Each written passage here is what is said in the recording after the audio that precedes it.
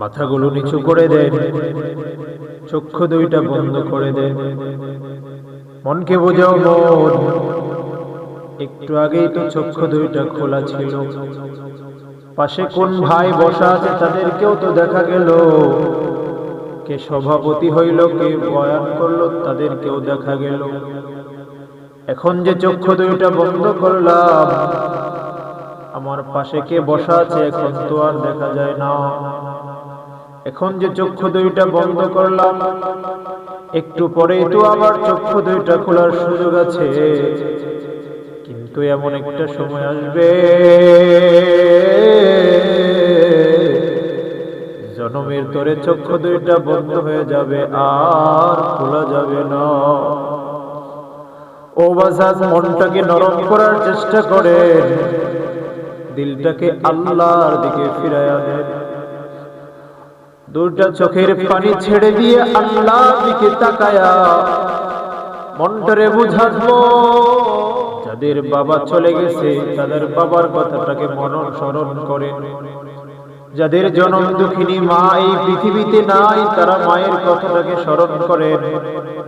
যাদের সবাই আছে তারা নিজের চিন্তা করেন। একটু মনটাকে বুঝানো, এই দেহ থেকে যেদিন চিরতরে প্রাণ পাখিটা বের হয়ে যাবে, যেদিন এলান হয়ে যাবে আমি আর এই পৃথিবীতে নাই, কেউ বা চলে যাবে মসজিদের মাইকে এলান দেওয়ার জন্য, কেউ বা চলে যাবে বাজারের মধ্যে কাফনের কাপড়টা কেনার জন্য, কেউ বা কোদাল নিয়ে চলে যাবে বাঁশবাগানে 3.5 হাত মাটির ঘর করার জন্য। মনকে বোঝাও, কিছুক্ষণ আগেই তো তোমার নাম ছিল, আজকে তোমার নামটা কয়েক মিনিটের মধ্যে লাশ হয়ে যাবে। কেউ আর বলবে না রে মাহমুদ আর কোথায়, মাহমুদ কোথায়, সবাই বলবে মাহমুদের লাশ কোথায়।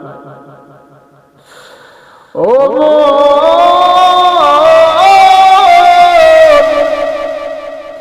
একটু আগেই তো তোমার ক্ষমতার দাপট ছিল, এখন তুমি লাশ। কিছুক্ষণ পূর্বেই তোমার নামের সাথে কত লোক লাগানো হইত রে মন, এই তো এখন তোমার লাশ নামে সবাই বলতেছে মাহমুদের লাশ ঘর থেকে বের করো, গোসলের ব্যবস্থা করে দাও। যেই পৃথিবী নিয়ে তোমার এত অহংকার, যেই বাড়ি নিয়ে তোমার এত বড়াই, সেই বাড়ি থেকে তোমাকে জনমের মতো বের করে দেবে।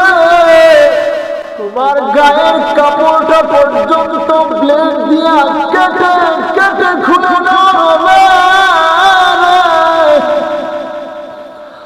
ও একটু বুঝাও, তোমার এত দাপটের সময় তুমি তাকাইয়া দেখো, সমস্ত মানুষের মধ্যে একটাই হতাশার ব্যস্ততা, কখন তোমাকে দাফন করে আসবে। ওরে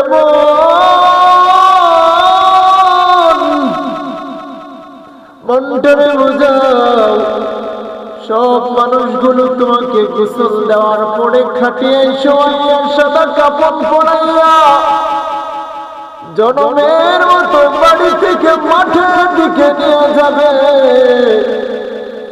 তুমি চিৎকার করে বলতে থাকবে, আমার কেউ না, আমারে তোমরা কই নিয়ে যাইতেছ, আমারে কই নিয়ে যাইতেছ রে মন।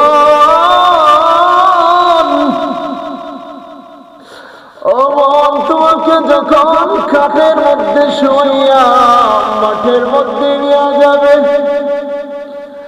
তোমার আত্মীয় স্বজন তোমার পাশে দাঁড়াইয়া তোমার জন্য চিরতরে মাপ চাইবে রে মন।